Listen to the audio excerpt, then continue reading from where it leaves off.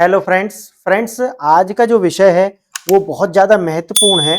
और महत्वपूर्ण इसलिए है क्योंकि वो दसियों लाख ऐसे विद्यार्थियों के जीवन से जो उनको डायरेक्ट प्रभावित करता है, इनडायरेक्ट नहीं डायरेक्ट प्रभावित करता है। और प्रभावित करने का जो मतलब है वो मानसिक, आर्थिक, शारीरिक, हर तरीका से, जिस तरीका से वो उन्हें प्रभावित कर सकता है उस तरीका से प्रभावित कर रहा है।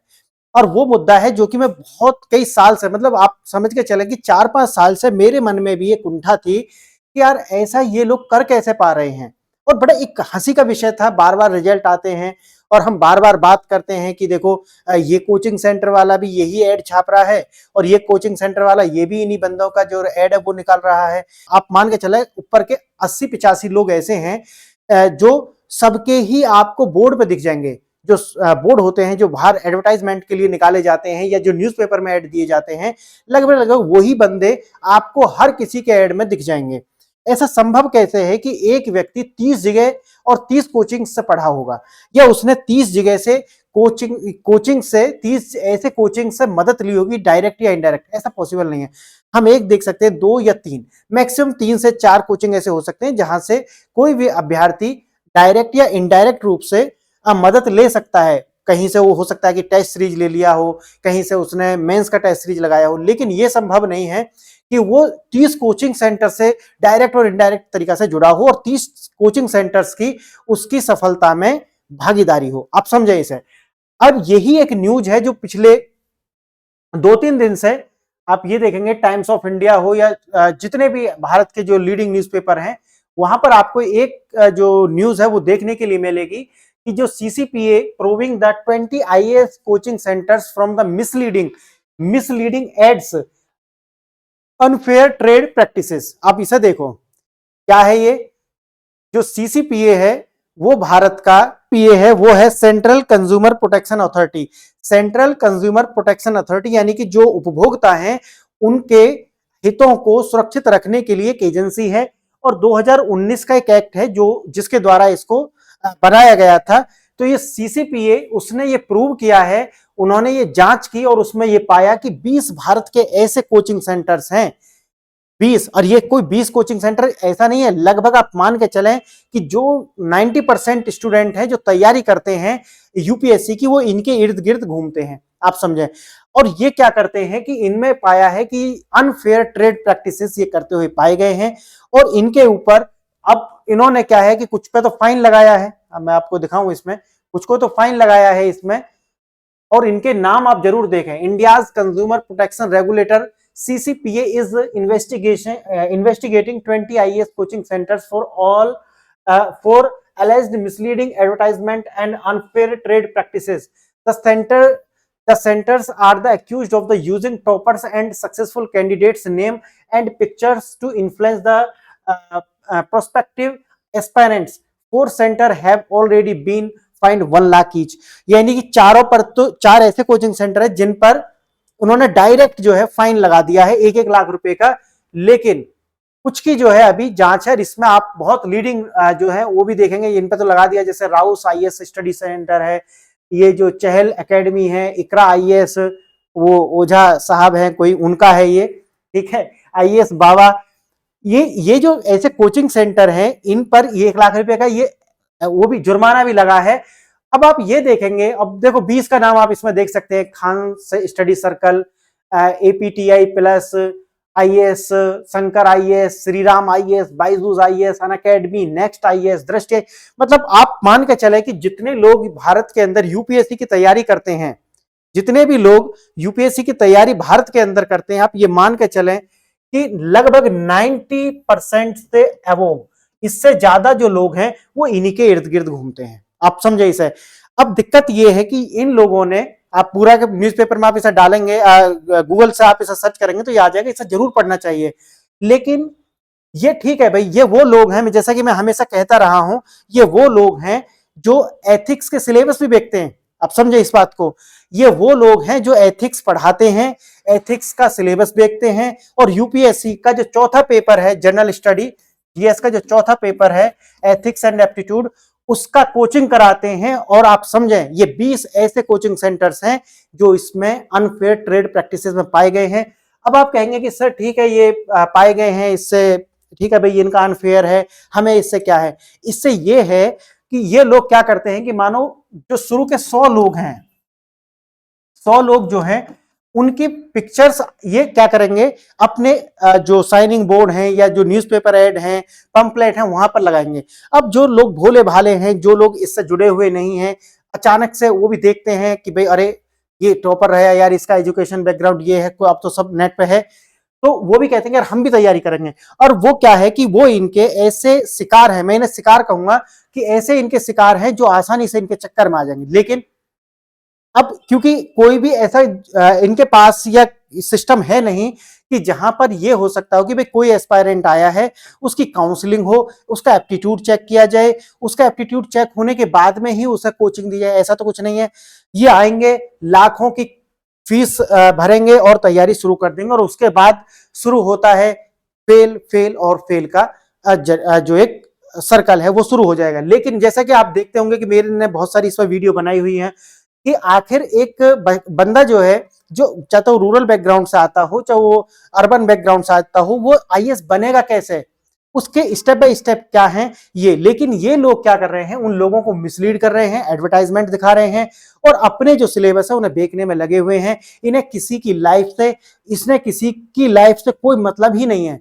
आप समझे, जो आदमी एथिक्स का पेपर पढ़ाने की बात कर रहे हैं, बड़ी बड़ी बात कर रहे हैं, वो लोग खुद अनफेयर ट्रेड प्रैक्टिसेस में संलिप्त हैं। आप सोचिए क्या ये पढ़ाएंगे, सोचो आप इसको। और ये बहुत जरूरी है ऐसे विद्यार्थियों के लिए जो अभी अपनी तैयारी शुरू कर रहे हैं या शुरू करना चाहते हैं, तो वो इस तरीका की बातों को पहले देखें।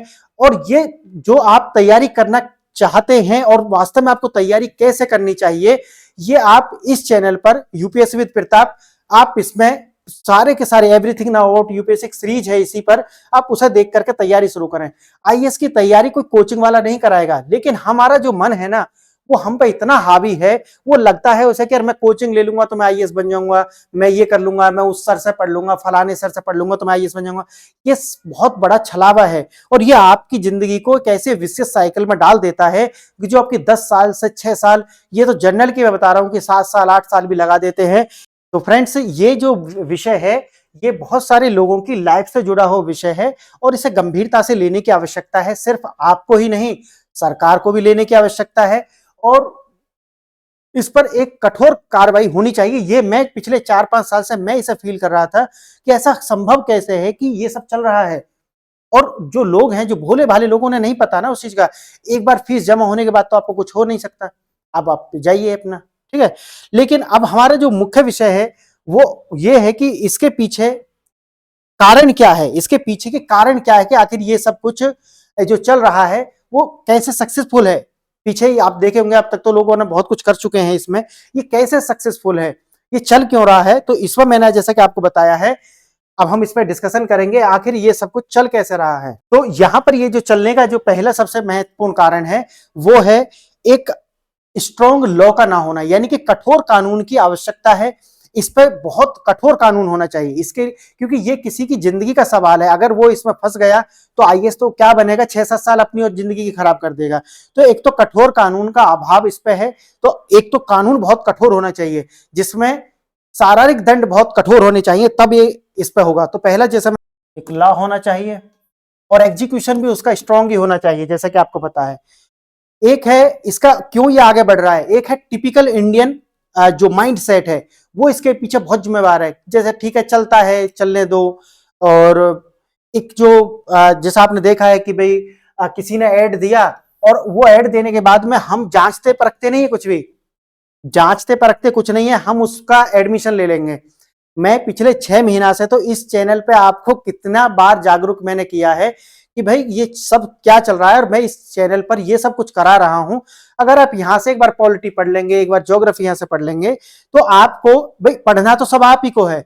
2 बातें मैंने आपको बताई थी, एक तो एनसीईआरटी पढ़ना है और एक आपको क्या पढ़ना है, स्टैंडर्ड बुक। अगर ये 2 आप कर लेते हैं तो फिर आप समझ के चला कि तैयारी हो जाएगी। आपको ऐसा नहीं कि किसी कोचिंग सेंटर में जाकर के अपने लाख 2 लाख रुपए खराब करने हैं फिर ये करना, नहीं करना सब आपको। एक गाइडेंस आपको होना चाहिए, मेंटरशिप अगर आपके पास है और आपको एक जो होते ना कंसेप्ट, वो आपको समझा दे, इसके बाद कोई तैयारी नहीं होती। फिर आप अपनी प्रैक्टिस करें, जितना प्रैक्टिस आप करेंगे उतना आगे आप बढ़ते जाएंगे। तो जो टिपिकल इंडियन माइंडसेट है वो इसके पीछे जिम्मेवार है। तीसरा जो कारण है वो क्या है? तीसरा कारण है नेग्लिजेंस। ठीक है यार, जाने दो, करने दो, है ना। और ये सिर्फ मैं लोगों की नहीं कह रहा, ये लगभग लगभग हमारे सारे इंस्टीट्यूशंस के अंदर है। नेग्लिजेंस की बहुत बड़ी आदत है ये इसके पीछे। और चौथा जो महत्वपूर्ण कार्य है वो है करप्शन। यानी कि बिना ये करप्शन के नहीं हो सकता। अगर ये लोग इतने लंबे समय से सब कुछ कर रहे हैं और इसके कुछ हुआ नहीं, अब जाकर के ये थोड़ा अब देखे होंगे कि ये अब आने लगा है, तो देखते इसमें होता क्या है, तो ये बिना उसके हो नहीं सकता।